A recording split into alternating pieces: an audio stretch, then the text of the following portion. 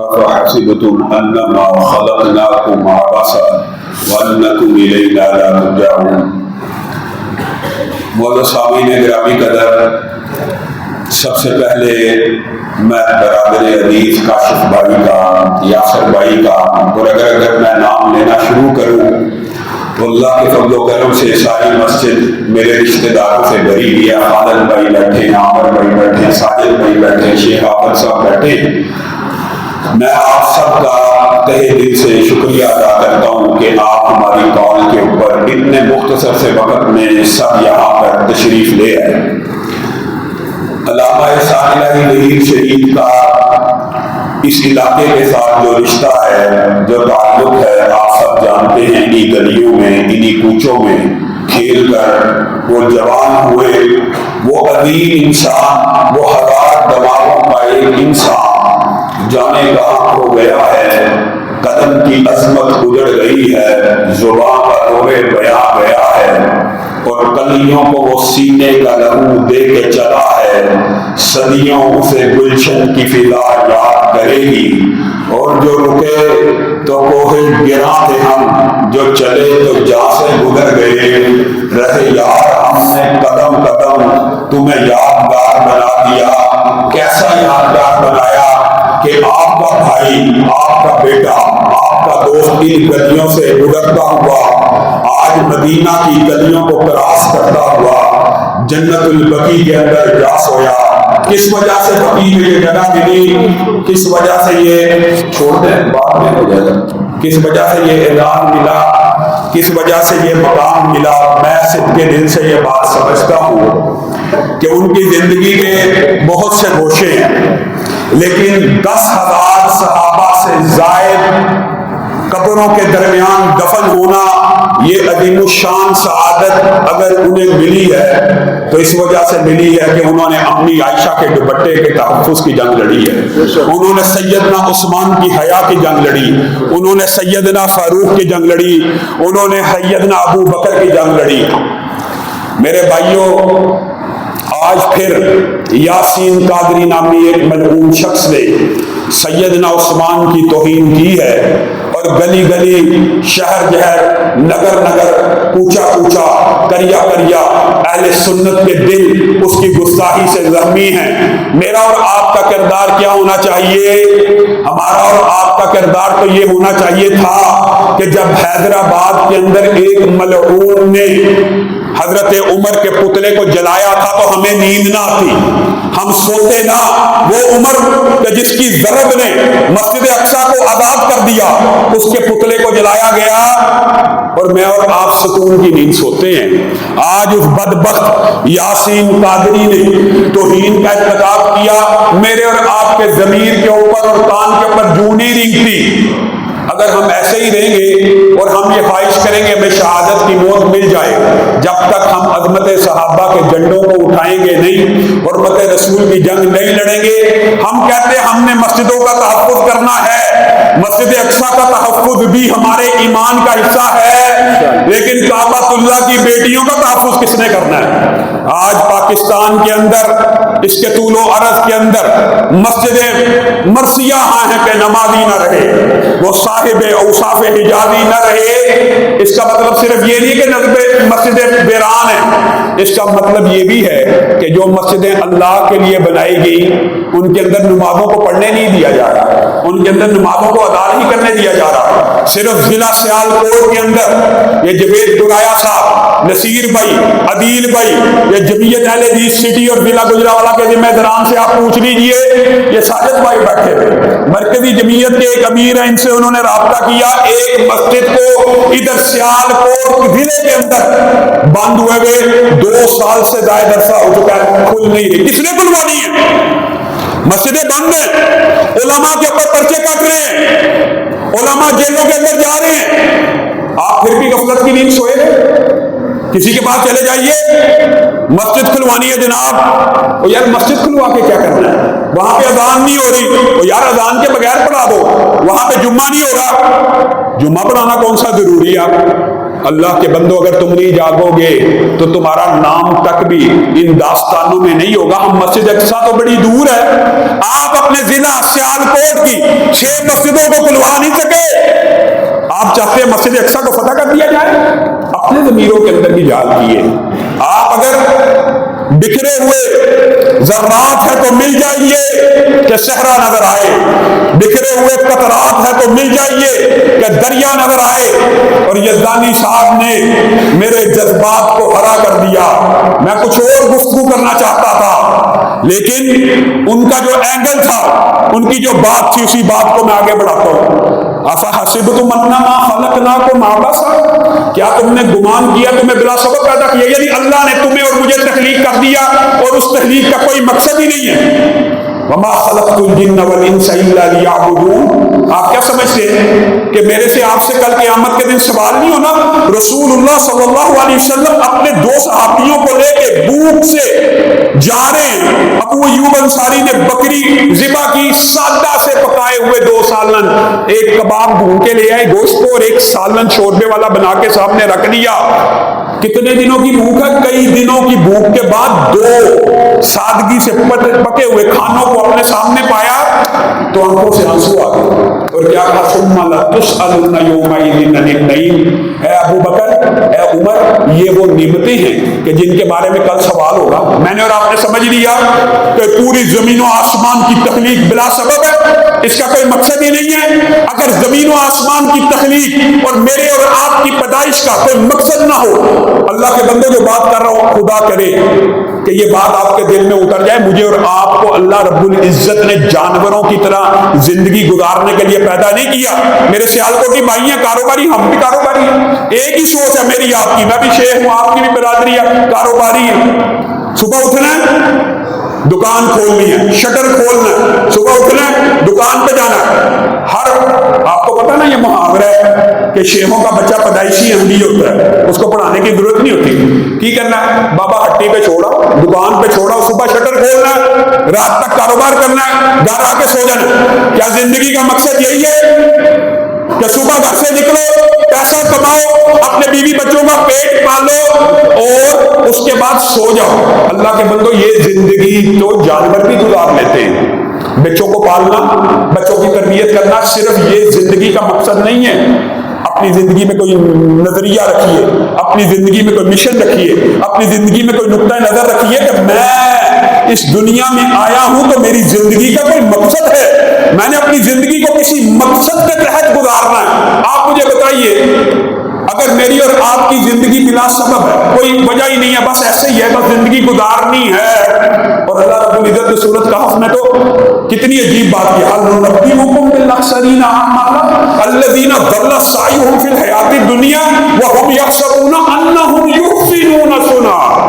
جو بندہ صبح دکان پہ جاتا ہے, رات کو گھر آتا ہے, سو جاتا ہے, وہ سمجھتا ہے کہ میں نے بڑی اچھی زندگی گزاری. ہاں, بیوی بچوں کے منہ میں نوالا ڈالنا ثواب ہے, لیکن صرف دنیا ہی کے پیچھے دوڑنا یہ ثواب نہیں ہے. زندگی میں کوئی مشن ہونا چاہیے, اور وہ مشن حقیقی کیا ہے؟ میں اور آپ سارے کے سارے جنت میں داخل ہو جائیں. مشن یہ ہے, نظریہ یہ ہے. اگر میں اور آپ اپنی زندگی ایسے بلا سبب گزار کے چلے گئے, ہماری زندگی کا ٹارگٹ جنت کا اصول نہیں ہے. یہ جو سٹرگل ہے, یہ جو محنت ہے, یہ جو علماء کے مقدمے لڑنا ہے, یہ جو مسجدوں کی حفاظت کرنا ہے, اس کا مقصد کیا ہوتا ہے؟ جنت کا حصول. اس کے علاوہ اس کا کوئی مقصد نہیں ہے. اور آپ کی اور میری زندگی کا اگر مقصد جنت کا حصول نہیں ہے تو آپ مجھے بتائیے, اللہ رب العزت نے ایک چیپٹر قرآن پاک میں عظیم الشان بیان کیا, آپ حیران رہ جائیں گے اگر اس کو سمجھنے کی کوشش کریں.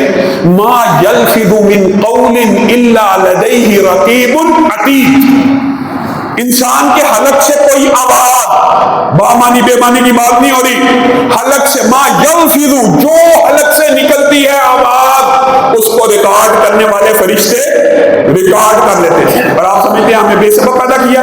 اللہ رب العزت نے ریکارڈنگ کا جو اتنا عمدہ سسٹم بنایا, کیا یہ بلا سبب؟ بیٹھ جائیں یار, بیٹھ جائیں, مستقل یار آپ ہل جل رہے ہیں. اللہ نے یہ جو بلا سبب پیدا کیا ہے, یہ ریکارڈنگ اتنی عظیم ہے. صرف ریکارڈنگ کا یہ جو سسٹم ہے, قرآن پاک اٹھائیے, اس ریکارڈنگ کے سسٹم کو دیکھیے. اگر حلق سے کوئی آواز نکلے, وہ اللہ رب العزت ریکارڈ کر لیتے ہیں.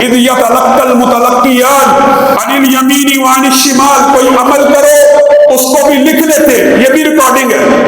اور یہاں تک آ گیا وَنَعْلَمُ مَا تُوَسْوِسُ بِهِ نَفْسُهُ، انسان کے ذہن میں یہ خیال آ سکتا ہے، یا ربانی صاحب بات کرتے ہیں، انسان کے ذہن میں یہ خیال آ سکتا ہے کہ منہ سے الفاظ نکلے ریکارڈ ہو گئے، کوئی عمل کیا ریکارڈ ہو گیا، دل میں نیکی کا خیال آیا۔ ہم نے تو رسول اللہ سے سنا ہے کہ صرف نیکی کا خیال آنا بھی نیکی اور لکھ دی جاتی ہے، وہ کون لکھتا ہے؟ وَنَعْلَمُ مَا تُوَسْوِسُ بِهِ نَفْسُهُ، تمہارا رب اتنا عظیم ریکارڈنگ کرنے والا ہے کہ تمہارے دل میں بھی نیکی کا جو خیال آتا ہے اللہ رب العزت اسے بھی نوٹ کر لیتے ہیں۔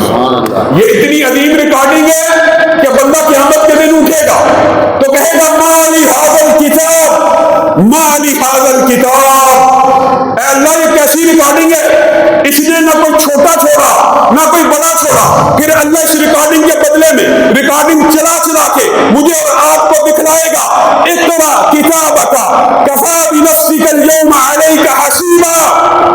آج میں رب سے حساب لینے کے لیے آئے ہو؟ نہیں نہیں نہیں، میں رب حساب کروں؟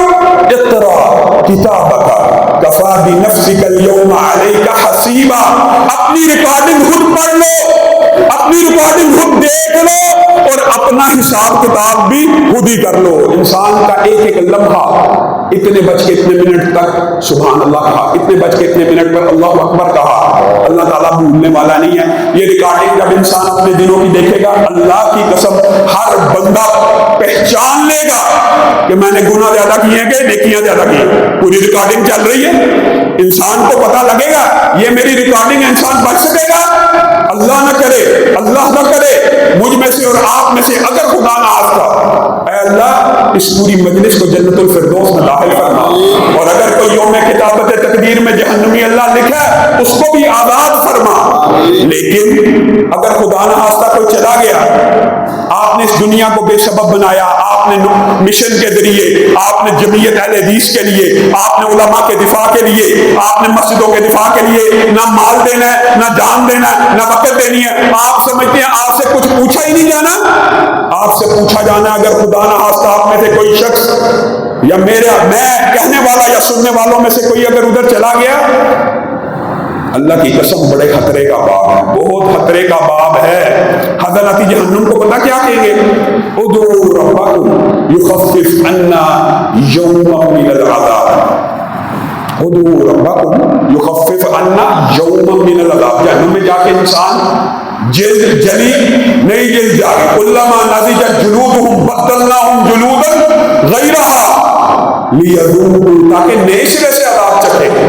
جلد جل رہی ہے، پھر نہیں آ رہی ہے، پھر جل رہی ہے، تنگ آ کے حضرت جہنم کو کہیں گے، قرآن کی آیت ہے ایک دن کی اللہ چھٹی دے دے، انا للہ و انا الیہ، ایک دن کی چھٹی دے دے، عذاب بھگت بھگت کے تھک چکے ہیں، ہاتھ رکھتے ہیں ہاتھ جل جاتے ہیں، پاؤں رکھتے ہیں پاؤں جل جاتے ہیں، پانی پیتے ہیں میدا پگھل کے باہر آ جاتے ہیں، ایک دن کی چھٹی دے دے۔ فرشتے آگے سے کہیں گے حضرت جہنم کیا دنیا میں یہ بات نہیں تھی سنی کہ یہ واقعہ ہوگا، آج سب سن رہے ہیں، کیا یہ ہو جائے گا؟ کیا پکارنے والے نے پکارا نہیں تھا؟ کیا دعوت دینے والے نے دعوت نہیں تھی؟ دی تھی۔ آج آپ کو میں دعوت دینے آیا ہوں، آئیے اس عظیم مشن میں جو علامہ شہید کا عظیم الشان مشن تھا اس کے ہم قدم ہو جائیے۔ دعوت پہنچ گئی تھی، پہنچ گئی تھی، فدعوا وما دعاء الکافرین الا فی ضلال، جائیے آپ کی پکار کو نہیں سنا جائے گا، تھک جائیں گے۔ یہ بھی ایک طویل باب ہے، باب کو مختصر کروں گا، آج کی تقریب کے دلہا ہمارے ساتھ بیٹھے ان کو وقت دیں گے، تھک جائیں گے۔ حضرت جہنم کو پکارا، جواب مل گیا، کیا کہیں گے؟ یا مالک یا مالک لیقضی علینا ربک، مالک یہاں پہ مراد اللہ نہیں ہے بلکہ جہنم کا دروغہ ہے، یا مالک لیقضی علینا ربک، ہم نے حضرت جہنم سے درخواست کی تھی ایک دن کی چھٹی دے دو، چھٹی نہیں ملی، لیقضی علینا ربک، اب تو عذاب بھگت بھگت کے تھک گئے ہیں، رب کو کہہ دیجئے موت دے دے۔ پتہ نہیں مالک کتنے عرصے کے بعد جواب دے گا، انکم ماکثون، تم ہمیشہ زندہ رہنے والے ہو، موت کو ذبح کر دیا گیا ہے۔ تھک جائیں گے، عذاب بھگت بھگت کے تنگ آ جائیں گے، ایک صدا پکاریں گے، ربنا اخرجنا فَأَخْرِجْنَا مِنْهَا فَإِنْ عُدْنَا فَإِنَّا ظَالِمُونَ۔ اے اللہ ایک مرتبہ اس جہنم سے نکال دے، ایک مرتبہ، 50,000 سال نہیں، 1,00,000 سال نہیں، 1 ارب سال کی زندگی دے دے، اور حکم کر اس 1 ارب سال کی زندگی میں سجدے سے سر نہیں اٹھانا۔ ربنا اخرجنا منها فإن عدنا فإنا ظالمون۔ اللہ ایک سیکنڈ کی بھی کوتاہی ہوئی دوبارہ جہنم میں ڈال دینا۔ آج 60 برس کی عبادت نہیں ہوتی، آج 5 نمازیں نہیں پڑھی جاتی، آج حق کا ساتھ نہیں دیا جاتا کہ جی چودھری صاحب فلانے صاحب کے پاس عہدہ ہے، اقتدار ہے، اس لیے حق کا ساتھ نہیں دینا، اس لیے حق کے ساتھ نہیں چلنا۔ ربنا اخرجنا منها فإن عدنا فإنا ظالمون۔ اللہ ایک مرتبہ نکال دے، اگر دوبارہ جہنم میں آ گئے تو پھر جو جی چاہے عذاب دینا۔ یہاں پہ مفسرین نے ایک عجیب بات لکھی، مفسرین نے کہا یہ جہنمیوں کا آخری مکالمہ ہوگا رب کے ساتھ۔ اللہ جواب میں جو قرآن میں آیا تھا اخسؤوا فیہا ولا تکلمون، شکر آج کے بعد میرے سے کلام نہیں، اللہ سے کلام بھی نہیں کریں گے۔ آپس میں ایک دوسرے کو ملامت کرنا شروع کر رہے ہیں، کہتے ہیں آپس میں، یہ بھی قرآن کے اندر تفصیلی ذکر ہے، صبر کر لیتے، صبر کر لیتے، ہم اس عذاب پہ صبر کر لیتے، شاید ہمارا رب اس بات پر راضی ہو جائے۔ حضرت جہنم نے جواب دے دیا، مالک نے جواب دے دیا، رب نے دوبارہ کلام کرنے کی اجازت نہ دی، اب کلام بھی نہیں ہو سکتا، اب ہم اللہ کے عذاب پہ صبر کر لیتے ہیں، شاید یہ صبر ہمارے کام آ جائے اور رب ہمیں اس جہنم سے نکال دے۔ اجزعنا ام صبرنا ما لہ من محیص۔ قرآن کہتا ہے اس دن صبر کرنا یا چیخو پکار کرنا کام نہیں آئے گا، صبر کرتے کرتے چیخ اٹھیں گے لیکن ان کو جہنم سے نہیں نکالا جائے گا۔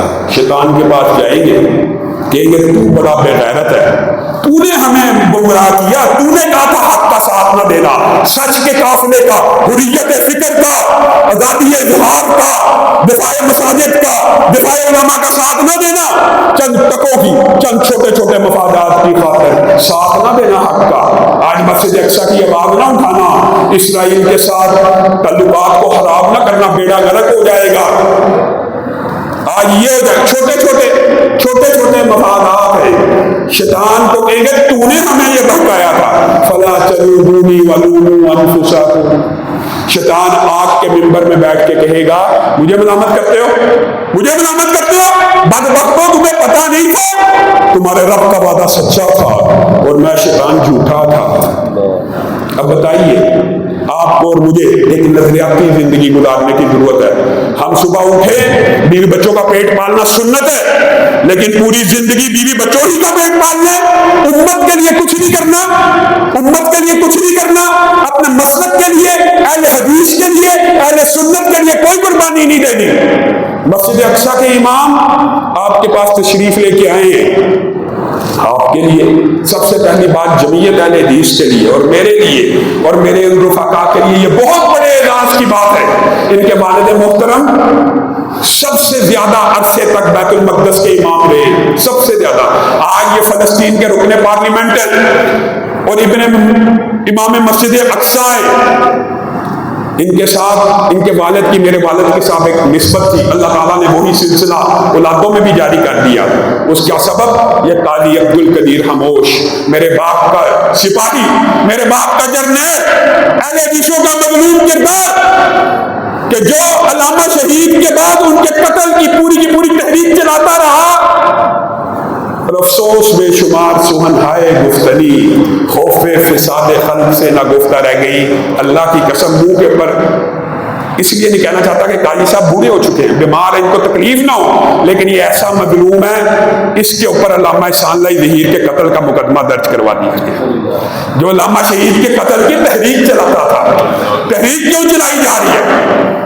حکومت پنجاب نواز شریف صاحب نے ان کے خلاف اخباروں میں اشتہار دیے، تو اپنے گروبانوں میں جاننے کی ضرورت ہے۔ مسجد اقصی کے حوالے سے آپ میرے بیانات کو سن چکے ہیں، ہم امام صاحب سے گزارش کریں گے کہ وہ اس قضیے کے حوالے سے مکمل اور مفصل بات آپ لوگوں کے سامنے رکھے۔ میں ڈاکٹر ارشاد الحسن ابرار صاحب سے بھی درخواست کرتا ہوں کہ وہ آگے تشریف لے آئیں تاکہ امام صاحب جو گفتگو کریں اس کی وہ ٹرانسلیشن ساتھ امام صاحب کے وہ آپ تمام آڈینس کو کر کے تھے آپ سب ساتھی امام صاحب کے آنے سے قبل ایک بھرپور طریقے سے ان کا استقبال کیجیے. میں کہوں گا اہلاً و سہلاً, آپ نے ہاتھ اٹھا کے کہنا مرحبا, اہلاً و سہلاً, اہلاً و سہلاً, اہلاً و سہلاً, اہلاً و سہلاً. لبیک یا اقصی, آپ نے کہا لبیک یا, لبیک یا, لبیک یا, لبیک یا.